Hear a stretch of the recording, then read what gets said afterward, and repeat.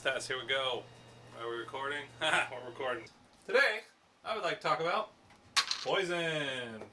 Alright, so let's see. When's poison good? When's it not good? Is it good? All that good stuff. So, when we talk about poison, we need to talk about opportunity cost. So, when we are playing Frosthaven, if you look at most poison cards, they generally are lower attack value because the idea is you will poison a monster, and then every attack against that monster going forward gets an additional +1. So, if we think of this in layman terms, at level 1, the average health of a monster, of all of them, is 5.9. That's roughly 6, so I just took an Algox Priest, I think they're called, because they have 6 health.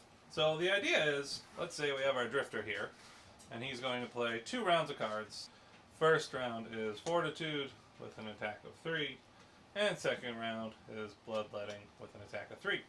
Attack of 3s are pretty common for most characters, usually easy to find, and if you can do it twice in a row, at least of an attack of 3, in theory, over time, if your modifier deck, because the expected value is 0, you would kill this guy. Most of the time, right? There's a chance of -1s, misses, all that good stuff. But in general, 3 and 3, going to kill this guy. So, let's compare that now to if we were to use poison. So for example, our character could attack from a range of 4, 1, 2, 3, 4, for 1 damage and poison. So what that would do, whereas before in the previous example we did 3 and 3, 6 damage, this would do 1 damage, and this would do 4. Which means we don't recognize the benefit of poison until the next card that we play. So we actually lost an action if we can assume that the modifier deck that we used drew, let's just say, 0 and 0, and did the same in the first example. Okay?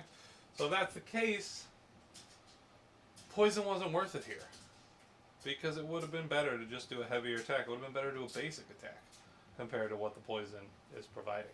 So let's break down poison. Any cards that have 0 or 1 poison to the attack, usually you don't get a benefit until 3 attacks later, which we just demonstrated. Cards similar to this. Now, I mean, some of these are situational and they can change. You can poison multiple people, which makes them a little bit better, but in general, anything in the top action, and very important, we are only focused on the top action because that's where most of all of our attacks are, and we are comparing the value of an attack versus using a poison card. So anything 0 to 1, not really great. I don't really recommend cards like this. I usually don't use them. Super situational. They do work on high health monsters, so they actually are very useful. You really start to recognize the benefits on any monster that has 11 health or higher. At scenario level 1, there is some that are out there, so it is useful against those type of monsters. Alright, now let's move on and let's talk about cards that have 2 attack and poison. Something like this. Now this card's really good because it's got 2 attacks on it, and you get the poison benefit on the second one, but let's just focus on this. There's a variety of cards out there that have a 2 and a poison. This is sort of your cutoff point. So you do, if your next attack is 2, you do gain the benefit from the poison. So it kind of evens out. If your next attack is going to be 3 or higher, so if you're going to play like this and then next round play like this, it's really not worth the poison as much. This is a perfect example because the next attack here is exactly a 2, and you're playing a poison. You're also getting a wound on top of that. This is how you really benefit from poison. This card in general. It's probably why it's a lost card, because it's really great.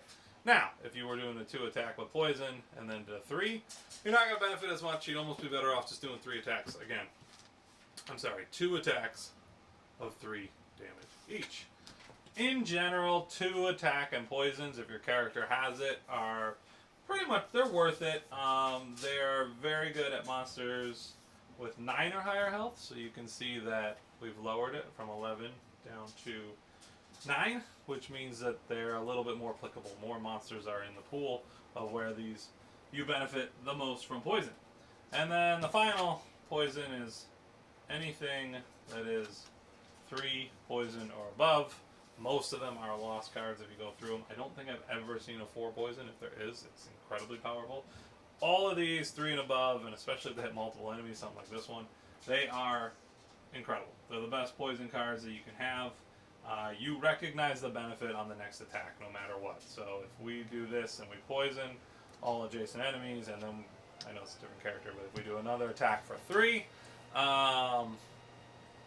you're going to gain the benefit already. This attack becomes 4, this becomes 3. It's better than doing 2 3 attacks, or doing 2 basic attacks, or a basic attack and a 3 attack. So that is really where we shine, is anything that 3 poison or above.